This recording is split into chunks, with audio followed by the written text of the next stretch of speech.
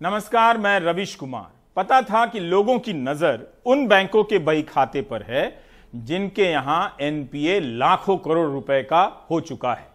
इस कारण बैंकों को बुरी नजर से देखा जाने लगा था। कब डूबेंगे, कब क्या होगा, इसका समाधान निकाल लिया गया है। बैंकों के सारे बुरे लोन को निकालकर एक दूसरे बैंक में जमा कर दिया जाएगा और उसका नाम बैड बैंक होगा। इससे होगा यह कि बाकी सारे बैंक गुड हो जाएंगे। बैड बैंक के लिए किस तरह की दलीलें तैयार की जाती हैं, आप 2016-17 का आर्थिक सर्वेक्षण पढ़ सकते हैं। 5वीं सदी के किसी महापुरुष का कथन निकाल लाया जाता है और बैड बैंक को गुड बैंक बताने का प्रयास किया जाता है। किसान भी कर्ज में डूबकर आत्महत्या करता है, बर्बाद हो जाता है। उसे कर्ज से मुक्ति दिलाने के लिए कोई बैड बैंक नहीं है, कॉरपोरेट के लिए बैड बैंक है। उसी तरह सब्सिडी केवल किसानों को नहीं मिलती है, बल्कि ऑटो, टेक्सटाइल इंडस्ट्री को भी मिल रही है ताकि वे तकनीक सुधारें और अपना बिजनेस करें, मुनाफा कमाएं। प्राइवेट सेक्टर तकनीक में सुधार करे, इसके लिए सरकार पैसे दे रही है। सरकार से अगर आपको तरह तरह से पैसे चाहिए तो कॉरपोरेट हो जाइए। कॉरपोरेट पर लाखों करोड़ रुपए की मेहरबानी बरसाकर बाकी 80 करोड़ के लिए झोला सहित मुफ्त राशन तो मिल ही रहा है। इस तरह बैड बैंक वो बुरा बच्चा है जिसकी परवरिश अच्छी सरकार करेगी।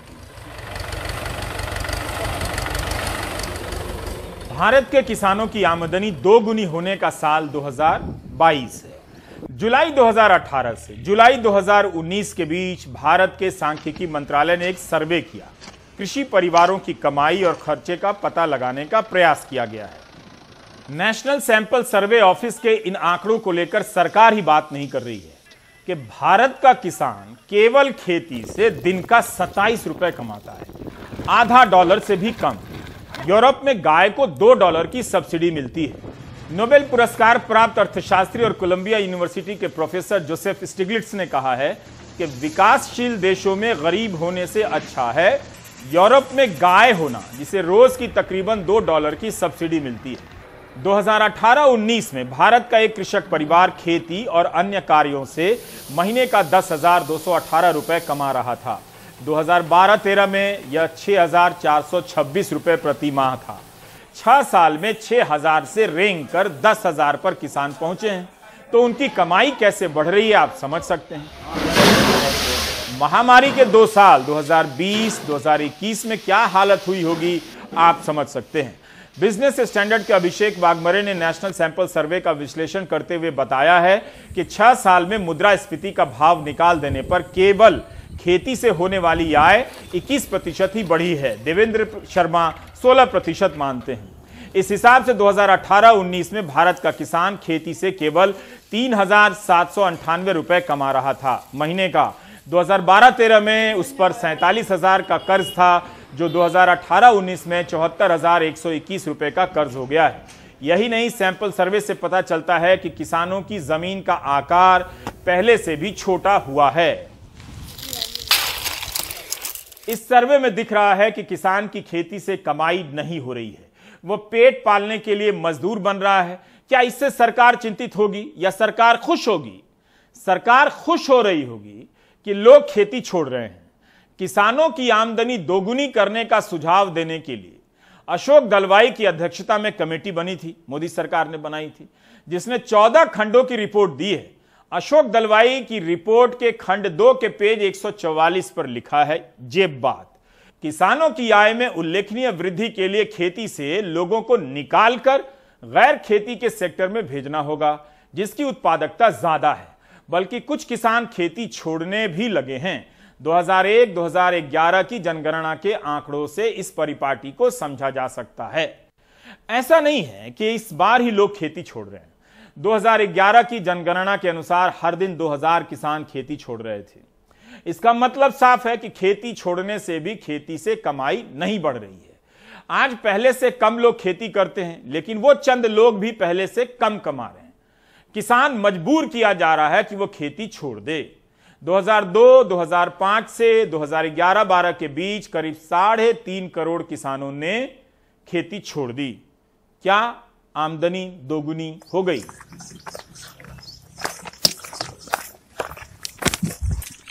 धूप में शहरों से गांव भागते ये लोग शहरों में कितनी कमाई कर रहे थे, इनकी हालत बयां कर रही है। ये तस्वीरें बता रही हैं कि इस बार तो गांव बचा था तो लौट गए, जब गांव ही खत्म हो जाएंगे तो फिर ये लोग अगली बार कहां लौट कर जाएंगे। जिन शहरों को मजदूरों ने अपने सस्ते श्रम से बनाया, उन्हीं शहरों ने मजदूरों का साथ नहीं दिया। अभी तो हम किसानों की आमदनी 2 गुनी की बात कर रहे हैं, लेकिन जब शहरों में काम कर रहे इन मजदूरों की कमाई में पिछले 10 साल में कितनी वृद्धि हुई है, इसकी बात करेंगे तो गुब्बारा फट जाएगा। वही मोहल्ले की सड़क टूटी है, लेकिन नेताजी 50 किलोमीटर दूर फ्लाईओवर बनाने का सपना दिखा रहे हैं, लेकिन उसकी हकीकत का भी अध्ययन करना चाहिए। खेती से निकलकर शहरों की तरफ गए ये लोग वापस खेती की ही तरफ आए। कोविड के दौरान किसानों को खेती से निकालकर आत्मनिर्भर भारत बनाया जा रहा है। 20 साल बाद पता चलेगा कि इसके नाम पर कुछ कॉरपोरेट खेती के मामले में आत्मनिर्भर हो गए और मनमानी करने लगे हैं, जैसा कि अमेरिका में हो रहा है। कई गरीब देश इन्हीं नीतियों के कारण बर्बाद कर दिए गए। नीति आयोग के मौजूदा सदस्य रमेश चंद ने 2017 में एक रिपोर्ट लिखी थी कि 2022 तक भारत की काम करने वाली कुल आबादी में खेती का हिस्सा घटकर 55% पर आ जाएगा, तब आमदनी 2 गुनी हो जाएगी। तो लोगों को घर से निकालकर घर की आमदनी 2 गुनी की जा रही है। डाउन टू अर्थ में रिचर्ड महापात्रा ने लिखा है कि रमेश चंद का मानना है कि अगर खेती छोड़ने वाले किसानों की अभी की रफ्तार 1.81% से बढ़ाकर 2.4% कर दी जाए तो 2022 तक किसानों की आमदनी 2 गुनी हो जाएगी। ये कमाल का अर्थशास्त्र है। ऐसे किसी भी कंपनी में आधे से अधिक लोग निकाल दिए जाएं तो उसकी कमाई डबल हो जाएगी। इस आइडिया को नोबेल मिलना बाकी है। गांवों से किसानों को निकालकर उनकी सस्ती जमीनों पर कंपनियां राज करेंगी। वही कंपनियां जो शहरों में टेक्सटाइल और ऑटोमोबाइल कंपनियां चलाने के लिए सरकार से ही हजारों करोड़ के पैकेज ले रही हैं। 2016 में ऐलान हुआ कि 2022 में किसानों की आमदनी 2 गुनी हो जाएगी। इसलिए यह जानना जरूरी हो जाता है कि इन 5 वर्षों में कितने किसान खेती से बाहर कर दिए गए। तब भी क्या हम किसानों की आमदनी 2 गुनी होते देख सकेंगे? हमारे सहयोगी रवीश रंजन ने एक किसान से बात की है मेहनत और कमाई के बारे में। माँ है, हम 3 भाई हैं, 3 भाइयों की पत्नियां हैं, उनके बच्चे हैं। तो 30 बीघा खेती है। 2 दर्जन हम परिवार के सदस्य, 30 बीघा जमीन है, गन्ने की खेती होती है। सारा परिवार उसमें लगता है। साल भर में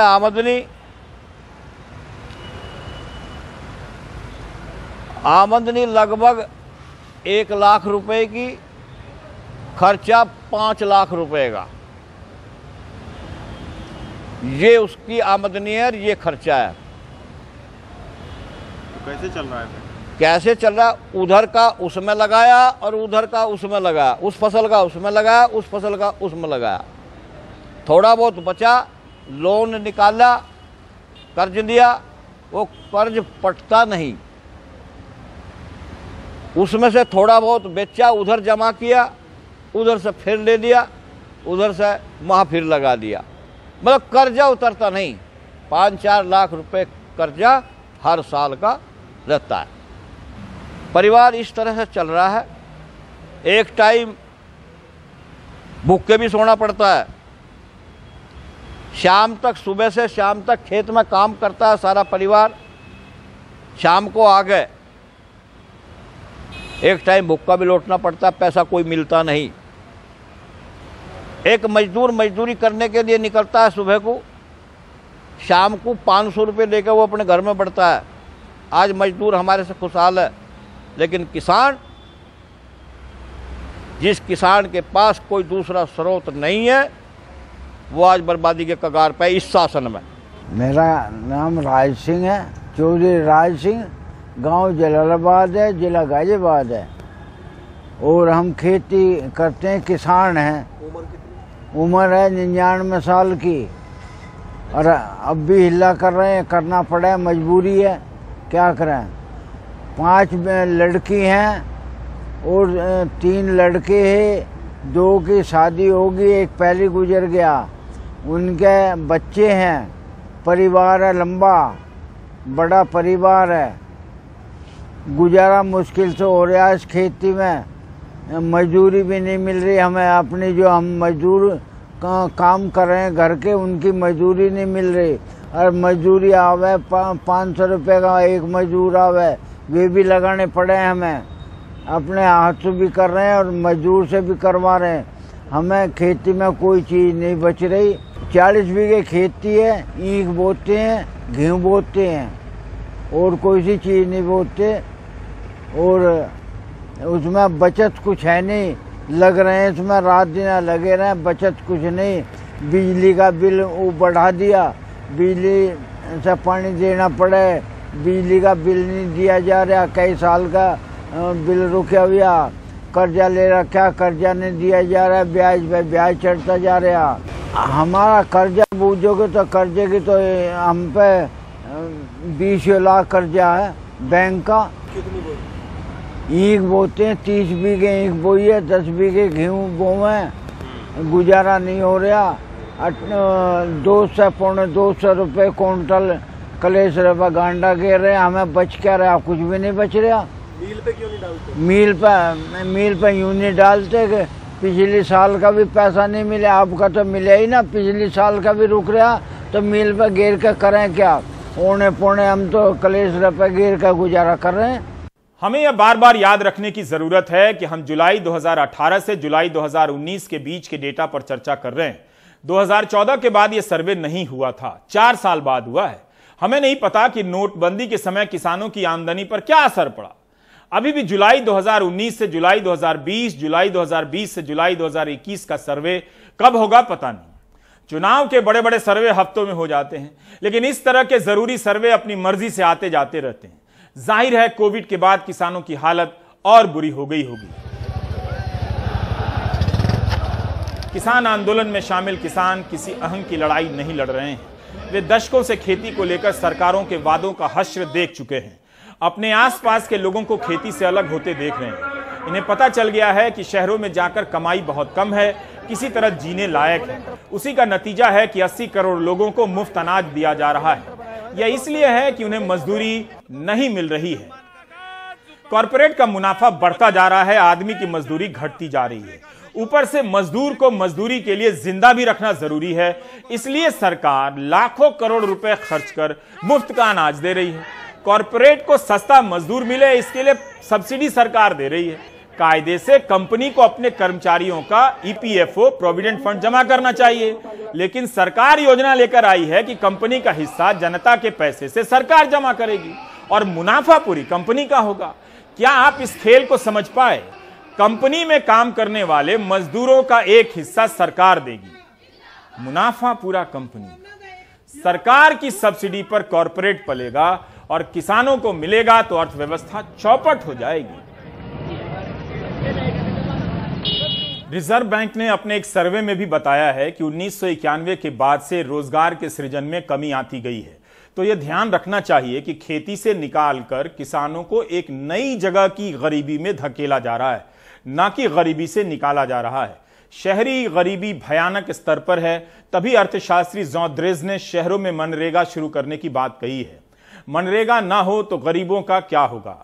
हम कृषि अर्थशास्त्री देवेंद्र शर्मा से बात करेंगे। देवेंद्र जी, पहले भी 2011 की जनगणना के हिसाब से कोई 3.5 करोड़ किसान खेती छोड़ चुके थे, और अभी जो सर्वे आया है, खेती की जो जमीनें हैं उनका आकार कम छोटा होता चला गया है, और फिर जो खेती की आय है वो कम होती गई है, मजदूरी की आय ज्यादा होती गई है। तो ये जो पूरी थ्योरी दी गई 14 वॉल्यूम की रिपोर्ट लिखकर कि अगर खेती से ज्यादा लोग निकाल दिए जाएंगे तो बाकी बचे लोगों की आमदनी दुगनी हो जाएगी, अभी तक जितने लोग करोड़ों किसान निकले हैं खेती छोड़ के, ऐसा कोई संकेत दिखा आपको? ये बहुत महत्वपूर्ण सवाल है रवीश जी, क्योंकि ये सारी जो इकोनॉमिक सोच है या जो इकोनॉमिक डिजाइन हम फॉलो करते हैं उसके ऊपर एक बहुत बड़ा प्रश्न चिन्ह लगाता है। वो इसलिए मैं कह रहा हूं क्योंकि ये जो आपने बात कही है, ये बहुत सालों से हमारे देश के इकोनॉमिस्ट, मेनलाइन इकोनॉमिस्ट ये कहते आए हैं कि जब तक हम लोगों को खेती से निकालकर शहर में नहीं लेकर आएंगे, तब तक जो है एक तो खेती की आय नहीं बढ़ेगी, और दूसरा है कि भाई शहरों को जो एक एम्प्लॉयमेंट या शहरों को जो चीप लेबर चाहिए वो नहीं मिलेगी। ये धारणा हमारे यहाँ पर मुख्य धारा में रही है। लेकिन जो इंटरेस्टिंग बात जो हमें समझनी है वो ये है कि खेती से लोगों को निकालकर अगर हम शहर में लेके आते हैं और ये मान के चलते हैं कि जो गांव में जो लोग रह गए उनकी इनकम डबल हो जाएगी या इनकम बढ़ जाएगी, जैसा कि एक नीति आयोग का अभी एक मैं कहीं पढ़ रहा था, वो कहते हैं कि अभी जो रेट ऑफ माइग्रेशन है वो 1.8% है, जब वो 2.4% हो जाएगा तो इनकम जो है वो डबल हो जाएगी। अगर ये सच होता तो मैं ये जानना चाहता हूं कि अमेरिका में पिछले कई दशकों से जो लोगों ने प्लान किया है गांव से निकलकर शहर में आए हैं, तो वहां तो मात्र 1.5% जो उनकी जनसंख्या है उसका जो 1.5% है वो खेती में रह गया है। लेकिन वहां भी खेती में इतना गंभीर संकट है कि 2020 में किसानों के सिर पर $425 बिलियन का कर्जा खड़ा था। जो वहां पर सुसाइड हो रही हैं वो ग्रामीण इलाकों में वो 45% अधिक सुसाइड हो रही हैं compare to the urban areas. और पिछले 10 सालों से हम देख रहे हैं कि जो एवरेज जो किसानों की जो इनकम है वो नेगेटिव में जा रही है, जो मीडियन इनकम है वो नेगेटिव में जा रही है। बात सिर्फ ये है समझने की, अगर ये वाकई ही ये इकोनॉमिक सोच है कि खेती से निकालकर लोगों को बाहर हम जब ले आते हैं शहरों में, तो जो बचे रह जाते हैं किसान, उनकी इनकम बढ़ती है, तो अमेरिका में क्यों नहीं बढ़ी? ये सिर्फ अमेरिका के लिए ही ये ठीक नहीं है। अगर हम देखें कनाडा भी, यूरोपियन यूनियन भी, या बाकी और जितने भी अमीर देश हैं, सब में ऐसा हुआ है कि पॉपुलेशन जो रह गई है खेती में वो 1%, 2%, 3% है, लेकिन जो उनकी इनकम है वो इतनी कम हो गई है इतने दशकों से कि सरकार को सब्सिडीज में उसको देकर उसको भरपाई करनी पड़ रही है। यह माना जाता है कि अमेरिकन किसान की जो एवरेज इनकम है वो 40% जो है वो सब्सिडी या डायरेक्ट इनकम सपोर्ट के माध्यम से आ रही है। यूरोपियन यूनियन में जो इनकम है किसानों की वो 50% से अधिक जो है वो सब्सिडी से आ रही है। और दुनिया में हम देखते हैं जो अमीर देश हैं वो तकरीबन $246 बिलियन की सब्सिडी देते हैं एग्रीकल्चर में। क्यों? इसलिए क्योंकि इनकम जो किसानों की है खेती से वो बहुत कम है, और इतनी है कि अगर सरकार ना मदद करे तो जो बचे कुचे किसान है वो भी खेती छोड़ देंगे। तो ये सोच के चलना कि हम लोगों को खेती से निकालेंगे और शहर में लेकर आएंगे, उसमें जो गांव का विकास भी होगा और हम ये मानते हैं कि उसमें इनकम बढ़ेगी, तो ये तो कहीं भी इस्टेब्लिश नहीं हो पाया है। जी देवेंद्र जी, ये जो सर्वे आया है तो हो सकता है इसके बाद लोग कहें कि किसानों की आमदनी इतनी कम है, इसी को बढ़ाने के लिए ये कृषि कानून लाए गए हैं। अमेरिका का आपने उदाहरण दिया, ये तो बताया आपने कि वहां किसानों की संख्या कम हो गई और उनकी आमदनी भी नेगेटिव चली गई। कहीं आप ये तो नहीं कह रहे कि खेती से आमदनी ही घट गई? क्योंकि जिनकी आमदनी बढ़ी खेती से वो कौन लोग हैं, और भारत में किन लोगों के लिए जगह या रास्ता साफ किया जा रहा है? ये जो 3 कानून लाए जा रहे हैं उसमें भी जो हमें बताया जा रहा है जो उसके पीछे सोच है, वो सोच वही है कि जब तक मार्केट्स नहीं आएंगे, जब तक सप्लाई डिमांड ये डिटरमिन नहीं करेगी कि क्या प्राइस मिलना चाहिए किसानों को, यानी जो मार्केट है वो प्राइस डिस्कवरी करेगी, यानी जो प्राइवेट इन्वेस्टमेंट आएंगी या जो उसके बाद जितनी भी इन्वेस्टमेंट आएंगी उसके बाद प्राइवेट मंडियां बनेंगी, उसके बाद जो है मानते हैं कि प्राइस डिस्कवरी होगी। ये एक तरह का इकोनॉमिक हमारे सामने ढांचा पेश किया जाता है। पर सच्चाई यह है कि जब दुनिया में हम देख रहे हैं कि अमीर देशों में ही इनकम नहीं बढ़ी है और जिनकी इनकम बढ़ी है वो बेसिकली वो कंपनियां हैं या कॉर्पोरेट्स हैं जो कि पावर कंसंट्रेशन की सारी ये खेल है, तो वो जो कंसंट्रेशन हम देखते हैं वो 3, 4, 5 कंपनियों के हाथ में चली गई है। दे डिटरमिन द प्राइस, वो तय करते हैं कि क्या कीमत होनी चाहिए, किसको क्या मिलना चाहिए, या ये सब जो बातें हैं वो उस कंट्रोल में आ गई हैं। अमेरिका में भी बहुत प्रयत्न हो रहा है किसानों द्वारा कि इस कंसंट्रेशन को तोड़ा जाए। ये जो एक्विजिशंस वगैरह या मर्जर जो हो रहे हैं जिसके करके हम देखते हैं कंट्रोल जो है वो सीधा कंपनियों के हाथ में चला गया है, उसके खिलाफ वहां भी आवाज उठ रही है। तो वो जो मॉडल है जो अमीर देशों का, वो ही हमारे देश में अगर हम सोचें कि क्योंकि हमारे यहाँ छोटी लैंड होल्डिंग साइज है, ये हम मान के चलते हैं कि इन लैंड होल्डिंग साइज की वायबिलिटी बहुत कम होगी। अगर ये सच है रवीश जी, तो मैं ये जानना चाहता हूं कि जो जहां पर बड़ी लैंड होल्डिंग है, जैसा कि ऑस्ट्रेलिया की अगर मैं बात करूं, ऑस्ट्रेलिया की जो एवरेज किसान की जो लैंड होल्डिंग है वो 14,000 एकड़ के आसपास है।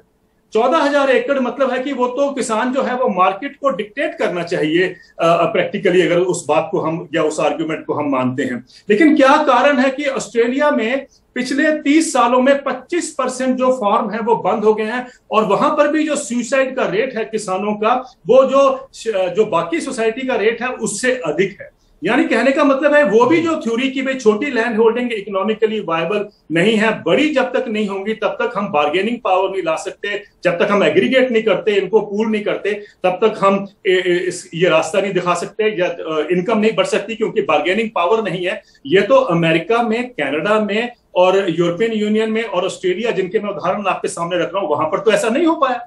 तो इसका मतलब स्पष्ट है कि वो जो सोच है या जो नीति है, जो ये इकोनॉमिक डिजाइन है, वो काम नहीं कर रहा है। ये मैं हर जगह बोलता हूं।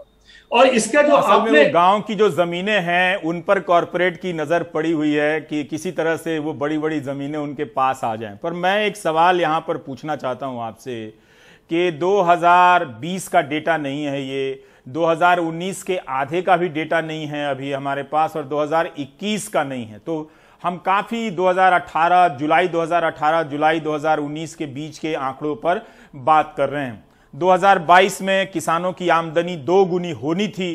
क्या आपको लगता है कि सरकार ने जो भी अपनी तरफ से किया है वो उस दिशा में ले जा रहा है जहां किसान सक्षम हो, या फिर विज्ञापन ही छपता रहे और किसान वहां से विस्थापित? देखिए, 2018-19 का जो आपने जो सर्वे की बात की है, सिचुएशनल असेसमेंट सर्वे जो आया है एनएसओ का, वो हमें बताता है कि किसान जो एग्रीकल्चर का हाउस होल्ड है, किसान की जो एवरेज इनकम है देश में वो 27 रुपए प्रतिदिन है। ये भी बताता है कि वो जो मनरेगा के वर्कर्स हैं उससे भी कम है। मेरा मानना है कि जो हम गाय का जो पालन करते हैं उसमें देखेंगे कि वहां गाय के दूध के जो इनकम होती है वो ज्यादा है, जो अगर हम इसी डाटा को एनालाइज करें बनिस्पत की जो किसान अर्न कर पाता है रोजाना 27 रुपए जो उसको मिलते हैं। ये जो हो रहा है ये सारा, ये उसी जो डिजाइन को समझने की हमें यहाँ पर बहुत जरूरत है यहाँ पर, क्योंकि सरकार जो बता रही है या जो हमारे मेन लाइन इकोनॉमिस्ट जो बता रहे हैं कि यही एक रास्ता है जिससे इनकम बढ़ेगी। आपने बिल्कुल ठीक कहा कि 2018-19 का आंकड़ा है, 21 का आंकड़ा नहीं है। लेकिन मुझे लगता है कि जो दुनिया का एक्सपीरियंस है और जो हमारे यहाँ भी, जब से हमने बिहार में 2006 में हम मार्केट रिफॉर्म्स लेके आए से तब का 15 साल का एक्सपीरियंस हमारे सामने, वो ये दर्शाता है कि आज अगर किसानों को जरूरत है तो एक गारंटेड इनकम की है। और ये सिर्फ हमारे ही किसान डिमांड नहीं कर रहे हैं, अमेरिका में भी ये डिमांड हुई है, और वहां पर भी बहुत सारे ट्रैक्टर्स जो हैं वो वॉशिंगटन में आए थे। और दुनिया में देख रहे हैं हम कि यूरोप में भी हर 2 हफ्ते बाद या हर महीने आप देखते हैं कि प्रोटेस्ट होते हैं, ट्रैक्टर प्रोटेस्ट होते हैं। वहां पर भी डिमांड यही है कि उनको गारंटेड इनकम दी जाए। तो जब तक हम गारंटेड इनकम खेती में किसानों को नहीं देंगे, मुझे नहीं लगता कि कोई रास्ता है कि हम किसान की इनकम को बढ़ा पाएंगे। तो एक सवाल मैं एमएसपी पे पूछना चाहूंगा, इसमें भी ये बात निकल कर आती है जो आप कह रहे हैं कि बहुत कम प्रतिशत हैं किसानों में जो एमएसपी पर अपना अनाज बेच पाते हैं। दूसरा सवाल ये भी है कि एमएसपी तय करते समय मुद्रास्फीति, महंगाई, लागत, इन सब का क्या उस तरह से हिसाब किया जाता है जो किसान को कम से कम उसकी लागत तक वो निकाल कर दे दे और थोड़ा उसे संपन्न बना सके? देखिए, जहां तक कि एमएसपी किस फॉर्मूले से बनती है या किस तरीके से वर्कआउट की जाती है वो एक अलग विषय है, मुझे लगता है कि बहुत महत्वपूर्ण है। पर पहले उससे हम कम से कम ये बात समझने की बहुत जरूरत है कि एमएसपी की जरूरत क्यों है।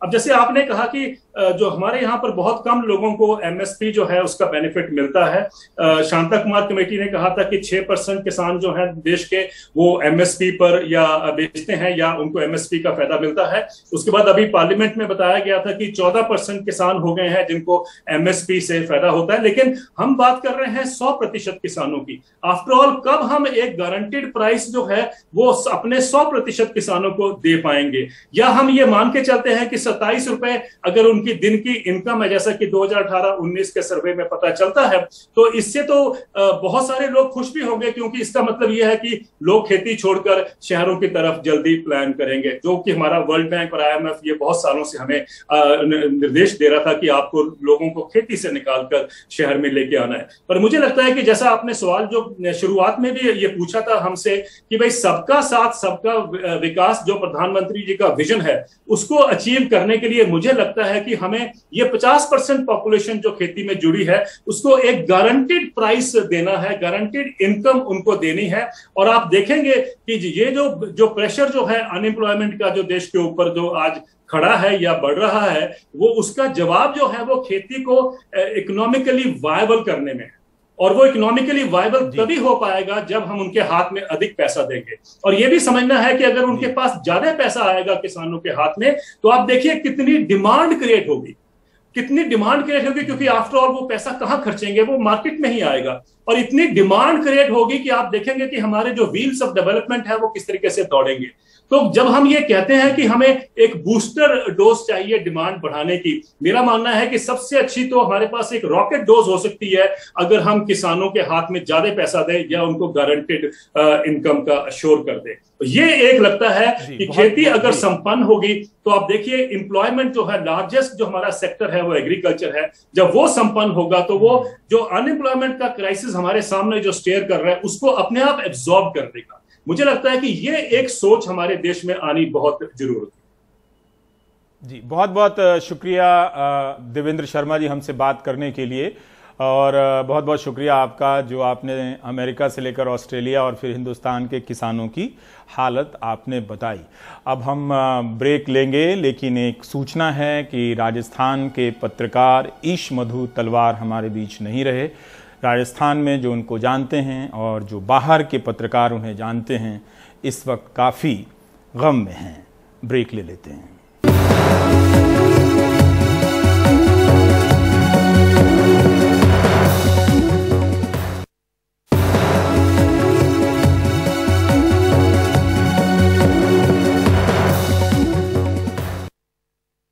प्रधानमंत्री के विशेष रोजगार पैकेज कश्मीरी पंडितों के लिए ही है।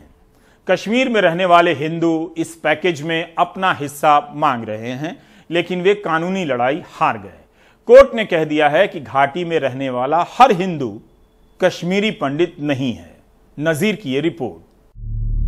नवजोत कुमार का प्रधानमंत्री स्पेशल रोजगार पैकेज के तहत नौकरी पाने का सपना बिखर गया है। वो कश्मीरी हिंदू हैं और LOC के पास रहते हैं। नवजोत कानूनी लड़ाई हार गए हैं। जम्मू कश्मीर हाई कोर्ट ने साफ कर दिया है कि घाटी में रहने वाले सभी हिंदू कश्मीरी पंडित नहीं हैं, और इसी वजह से जो स्पेशल रोजगार पैकेज है उसका उन्हें कोई फ़ायदा नहीं मिल सकता। दरअसल ये पैकेज कश्मीरी पंडितों के लिए है। उन्होंने हमें साफ मना कर दिया कि उन्होंने ये बोला कि कश्मीरी हिंदूस, राजपूत, क्षेत्रीय वो कश्मीरी पंडित में नहीं आते। हमारे पास ओनली होप था कि कोर्ट हमारे फेवर में होगी। यस्टरडे वो भी हमारे फेवर में नहीं रहा। वहाँ पर भी कोर्ट का भी यही डिसीजन है कि कश्मीरी पंडित्स और कश्मीरी हिंदूस, राजपूत बिल्कुल अलग है। उन्होंने हमारी कम्युनिटी को डिस्क्रिमिनेट कर दिया। हम जस्टिस चाहते हैं। मंगलवार को जम्मू कश्मीर हाई कोर्ट ने उस याचिका को खारिज कर दिया जिसमें अपील की गई थी कि केंद्र की तरफ से जो जॉब पैकेज कश्मीरी पंडितों के लिए है उसमें बाकी हिंदू और सिखों को भी शामिल किया जाए। कोर्ट ने कहा कि घाटी में रहने वाले दूसरे हिंदुओं जैसे राजपूत, ब्राह्मण जो कश्मीरी पंडित नहीं हैं, अनुसूचित जाति, जनजाति और दूसरे लोगों से कश्मीरी पंडित समुदाय की एक अलग पहचान है। याचिकाकर्ता के वकील की इस दलील को मानना मुश्किल है कि याचिकाकर्ता जो अधिकतर क्षत्रिय, राजपूत, अनुसूचित जाति और गैर कश्मीरी ब्राह्मण हैं, उनके साथ कश्मीरी पंडितों जैसा बर्ताव हो और प्रधानमंत्री पैकेज का उन्हें लाभ मिले। प्रधानमंत्री स्कीम के तहत विस्थापित कश्मीरी पंडितों के लिए 2009 में 6000 नौकरियों की घोषणा की गई थी। इसमें से 4000 पदों पर नियुक्ति हो चुकी है। वहीं 2000 पदों पर नौकरी के लिए हाल ही में Jammu Kashmir service selection board ने विज्ञापन निकाला है। इस पर विवाद तब शुरू हुआ जब सरकार ने पिछले साल इसमें जो विस्थापित नहीं हैं उन्हें भी जोड़ दिया। कश्मीरी सिखों का कहना है कि वो सुप्रीम कोर्ट जाएंगे क्योंकि किसी एक समुदाय के लिए नौकरियों को रिजर्व करना पूरी तरह गलत है। यहाँ सफर कोई चुन चुन के किसी एक ने नहीं किया। यहाँ सफरिंग सबकी है। यहाँ मेजॉरिटी की सफरिंग है, यहाँ माइनॉरिटीज की सफरिंग है और माइनॉरिटीज इंक्लूड करती है हिंदू को, कश्मीरी पंडित को और सिख को। तो अगर आप खाली इसमें से सिंगल आउट करें कि नहीं साहब कश्मीरी पंडित ने ही ज्यादा सफर किया, ये तो बिल्कुल इनजस्टिस है। बट मैं इस चीज को अभी टेकअप कर रहा हूँ सुप्रीम कोर्ट। वहीं कश्मीरी पंडितों ने इस फैसले का स्वागत किया है। हमारी एक अलग पहचान है, हमारा एक अलग कल्चर है, हमारा एक अपने जो रिचुअल्स हैं that are different than rest of the people. अगर आप इसमें आगे पर देखेंगे जो हिंदूज हैं, चाहे वो इवन कश्मीर में भी है, they don't follow Nilamata Purana Kashmiri Pandit rituals which are altogether different than rest of the people which are following the larger Hinduism. High court के फैसले से हिंदू और कश्मीरी पंडितों की अलग अलग पहचान पर बहस छिड़ गई है और साथ ही प्रधानमंत्री की विशेष नौकरी पैकेज पर भी सवाल उठ रहे हैं। कश्मीर में रह रहे सिखों और हिंदुओं का कहना है कि अगर ये नौकरियां मिलिटेंसी से प्रभावित लोगों के लिए हैं तो यहाँ कश्मीर में सभी समाज के वर्गों ने नुकसान उठाया है और अगर ये इसलिए दी जा रही है ताकि माइग्रेंट पंडित वापस आ जाएं तो पिछले 10 साल के दौरान 6000 नौकरियों के बाद भी 6 लोग भी वापस नहीं आए हैं। श्रीनगर से नज़ीर मसूदी, NDTV इंडिया के लिए। आप देख रहे थे प्राइम टाइम। नमस्कार।